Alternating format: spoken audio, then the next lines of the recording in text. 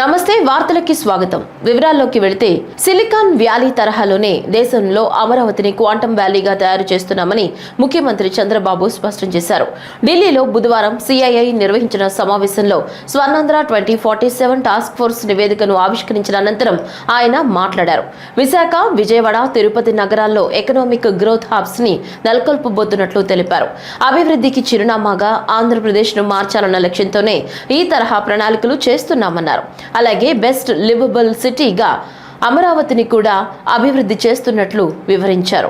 జాతి నిర్మాణంలో సంపద సృష్టిలో పరిశ్రమల భాగస్వామ్యం కీలకమన్నారు. రాష్ట్రంలో ఔత్సాహిక పారిశ్రామికవేత్తలను తయారు చేసేందుకు నైపుణ్యం ఉన్న మానవ వనరులను అందించేందుకు కృషి చేస్తున్నామని అన్నారు. సర్క్యులర్ ఎకానమీతో స్వచ్ఛంద్ర దిశగాను ముందుకెడుతున్నామన్నారు. ప్రతి రంగంలోనూ అత్యుత్తమ విధానాలు అవలంబించడం వల్ల ఫలితాలను వేగంగా సాధించేందుకు ఆస్కారం ఉందని తెలిపారు. ఆధునిక సాంకేతిక పరిజ్ఞానంతో రియల్ టైంలో సమాచారాన్ని సేకరించి పాలనాపరమైన నిర్ణయాలు తీసుకుంటున్నట్లు ముఖ్యమంత్రి స్పష్టం చేశారు. రాష్ట్రానికి కనీసం 30 లక్షల కోట్ల పెట్టుబడులు ఆకర్షించడమే లక్ష్యంగా పనిచేస్తున్నామన్నారు. Economic growth hubs we're establishing. One is Visakhapatnam region, one is Amaravati, one is Tirupati. These three cities are having very good advantages. Visakhapatnam, natural, beautiful city, tourism, and also pharmaceuticals, and also excellent place for even steel manufacturing and all metals, steel, aluminum, all these things we can go in a big way. And also Google is coming there, and also cable network, sea cable also we are connecting to that place. Amaravati, earlier I developed Hyderabad. Today, if you can see in India, best livable city is Hyderabad. That is a brownfield city. Now God has given me to develop one more city. That is Amaravati. It is a greenfield city. You can name afterwards. It will be futuristic city. Best city in the world to live. Total green energy. All modern technologies. And also all services will be intact, and also district cooling, even how we are taking gas, every home I am going to connect this cooling also. And also electricity, everybody is talking EV vehicles, everything. I am going one step ahead.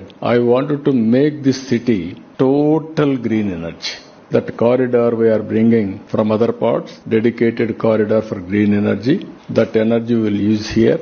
So that is a beautiful city. Krishna river, perennial river, around 35 lakh acres of land we are irrigating today. Fresh water and also excellent greenery. You can imagine the best city as on today. So many universities have come. Quantum Valley we have started. So many hospitals are going to come. And also it is a beautiful city. I wanted to build that city. One of them, even I am going for another international airport. In this country, if you see one thing in the past, first airport, Hyderabad airport in PPP model. That was a greenfield airport. Then only Bangalore has come. Then Delhi. Then Mumbai.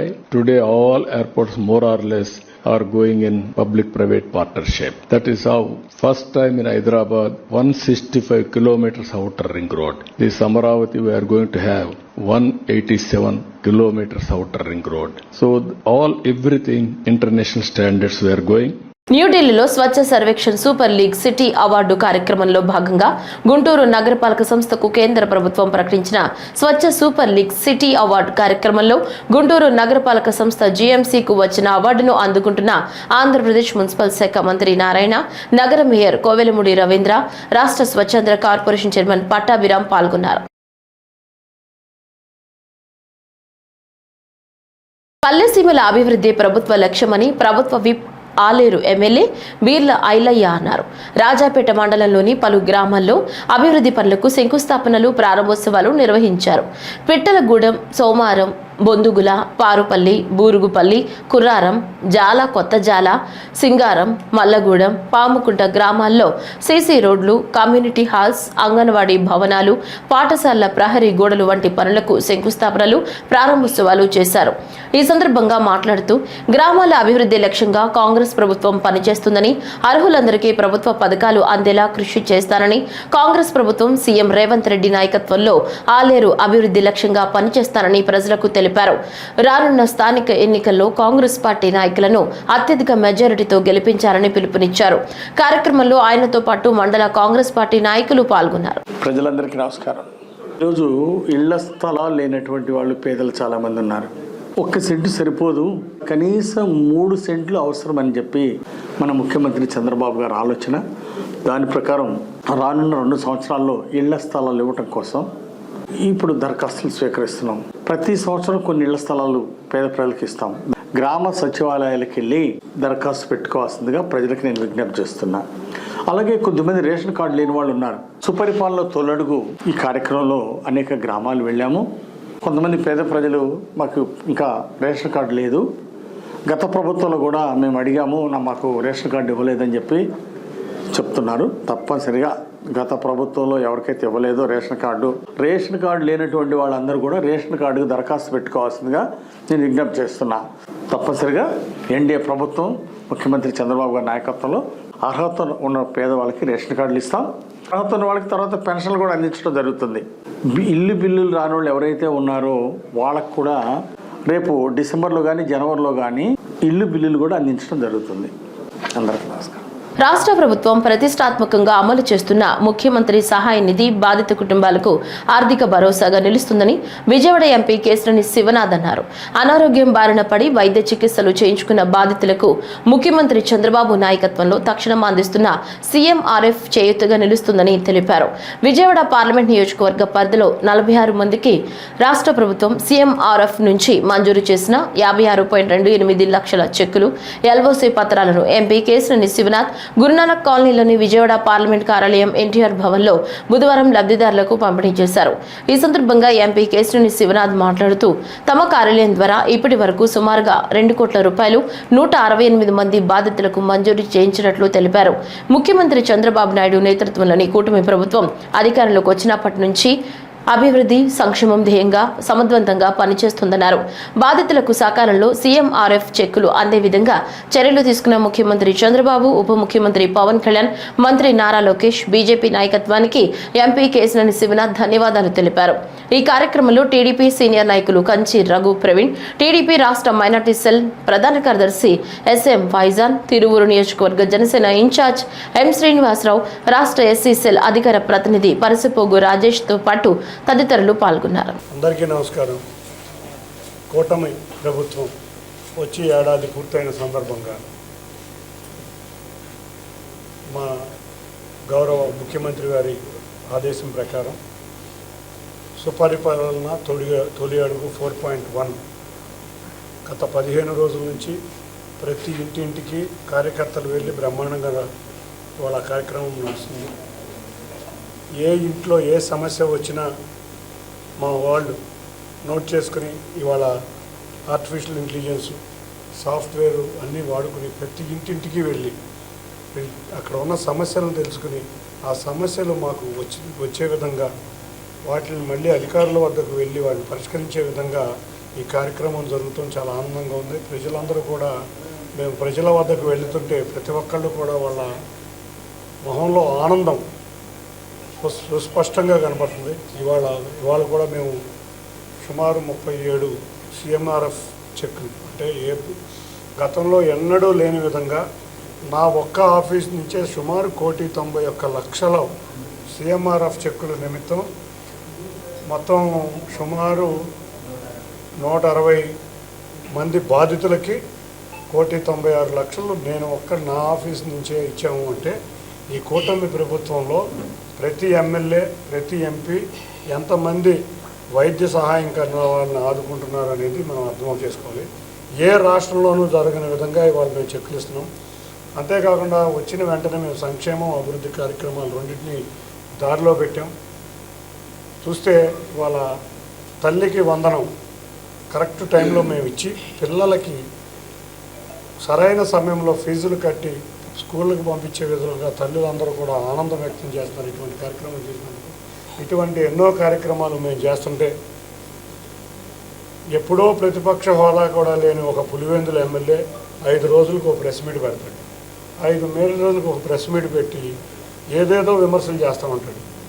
మనం చూస్తుంటే blade బ్యాచ్ల్ని, గంజాయి బ్యాచ్ల్ని అంతేకాకుండా రౌడీల్ని గోండాలని వెంబడేసుకెళ్తాడు. వెళ్ళటమే కాకుండా ఎవరిని పరామర్శిస్తారంటే ఎక్కడైతే గంజాయి తెనాల్లో గంజాయి అమ్మే వ్యక్తుల్ని పరామర్శించడానికి వెళ్తాడు. అంతేకాకుండా ఎప్పుడో క్రికెట్ బెట్టింగ్లో 2 సంవత్సరాల క్రితం చనిపోయిన వ్యక్తి పరామర్శించడానికి వెళ్తాడు. మిర్చి రైతులు పరామర్శ అంటారు, వెళ్ళి మిర్చి రైతులన్నింటినీ ట్రాక్టర్లతో మిర్చి తొక్కిచ్చేస్తాడు. మనం చూస్తే గుంటూరు జిల్లాలో ఈ విధంగా చూసాం మనం. ఆ రోజు ఇతను ఎక్కడికి వెళ్ళినా దౌర్జన్యం, విధ్వంసం ఇటువంటి కార్యక్రమాలే చేస్తూ ఉంటారు. సుపరిపాలనలో తొలి అడుగు కార్యక్రమం ఈ రోజు రాజోలు నాగార్జున స్ట్రీట్ లో ప్రారంభించారు.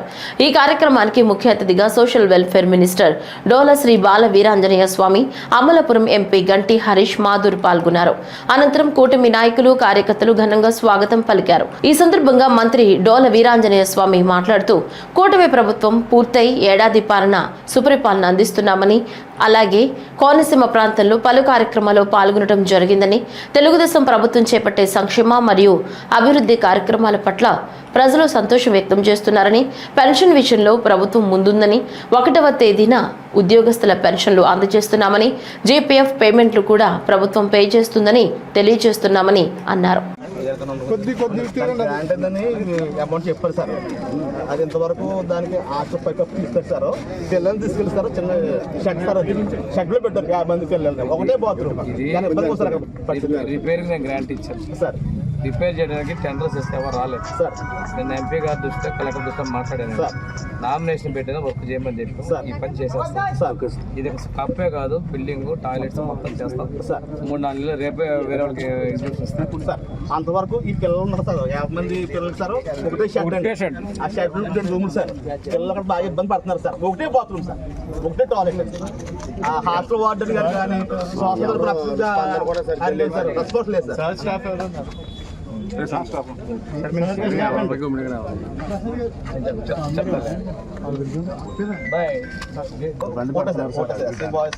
చాలా దారుణంగా ఉంది సార్.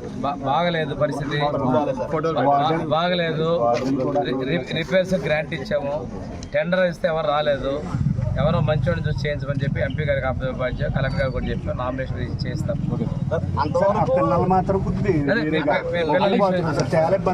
మేము అడిగేది ఏంటంటే వాళ్ళు 2 రూముల్లో వాళ్ళు 50 మందిని ఒకే రూములు పెట్టేస్తున్నారు. దానికోసం మేము కాదు ఒక నిమిషం, మీరు ఏదైనా మంచి అకామిడేషన్ ఇవ్వండి, చూపించండి, ఎంత రేట్ అయినా ముందు షిఫ్ట్ చేస్తాం. పల్నాడు జిల్లా మాజీ ఎమ్మెల్యే కాసు మహేష్ రెడ్డి సమావేశం నిర్వహించారు. ఈ సందర్భంగా మాట్లాడుతూ రైతులు మందు కొరకు, బిర్యానీ కొరకు, చికెన్ కొరకు రావట్లేదని, గిట్టుబాటు ధర కల్పించాలని, మిరపకి క్వింటాల్కు 5,000, పత్తికి 3,000, అపరాలు, కందులు, మినుములు, శనగలకి కనీసం 2,500 గిట్టుబాటు ధర ఇవ్వాలని కోరుతున్నారు. ఈ రోజున దాచేపల్లి నడికుడి మార్కెట్ యార్డ్లో కిసాన్ మేళా పెట్టారు తెలుగుదేశం నాయకులు. దానికి ముఖ్య అతిథులుగా 2 మంత్రులు, రవికుమార్ గారు మరొక మంత్రి, ఎంపీ కృష్ణదేవరాయలు గారు, ఎమ్మెల్యే ఎరపతినేని శ్రీనివాసరావు గారు, కలెక్టర్ అరుణ్ గారు, వీళ్ళందరూ వస్తున్నారని తెలుసుకున్నాం. వాళ్ళందరూ వస్తున్నారు కానీ జన సమీకరణ కొరకు తెలుగుదేశం నాయకులు శతవిధాలా కష్టపడుతూ గ్రామాల్లో ఆటోలు పెట్టారు, మందిస్తున్నారు. అక్కడ మంచి మంచి భోజనాలు ఉంటాయి. ఎందుకంటే అక్కడ ఉన్న స్టాల్స్ అందరి దగ్గర 5-10 వేలు వసూలు చేసి మంచి భోజనాలు పెడుతున్నారన్న సంతోషం. కానీ వాళ్ళకు నేను విజ్ఞప్తి చేసేది ఒకటే, రైతులు కోరుకునేది మందో, బిర్యానీనో, చికెనో కాదండి, గిట్టుబాటు ధర. పోయిన సంవత్సరం మిర్చి గాని, పత్తి గాని, లేదు అపరాలు, కందులు, మినుములు, లేదు శనగ, దేనికి గిట్టుబాటు ధర లేదు. దయచేసి మీరందరూ కూడా చంద్రబాబు నాయుడు గారికి ఆప్తులు, దగ్గర వారు. మీరు తలుచుకుంటే చేయగలుగుతారు. కనీసం పోయినసారి పంటేసిన రైతులకి నష్టపోయి ఉన్నారు, అప్పుల్లో ఉన్నారు. గతంలో ఇలాగే తెలుగుదేశం చంద్రబాబు నాయుడు గారు ఉన్నప్పుడు 2001-2లో కిడ్నీలు అమ్ముకున్న దాఖలాలు కూడా చూసాం పల్నాడు. కనుక అటువంటి స్థితులు మళ్ళీ రాకూడదు. కాబట్టి ఈ ప్రాంతంలో మీరందరూ తీర్మానం చేయటమే కాదు, అవసరమైతే పోయి చంద్రబాబు నాయుడు గారి దగ్గర కూర్చొని పోరాడి మీకున్న అన్ని రకాల హంగులు, ఆర్భాటాలు చేసి మిర్చికి కనీసం క్వింటాల్కి ఒక 5,000 అదనంగా ఇప్పించండి గిట్టుబాటు ధర. ఎవరైతే మీకు తెలుసు, అన్ని ఈ క్రాప్ ద్వారా ఎవరెవరు ఏ పంట వేశారో గ్రామాల్లో తెలిసిపోతుంది.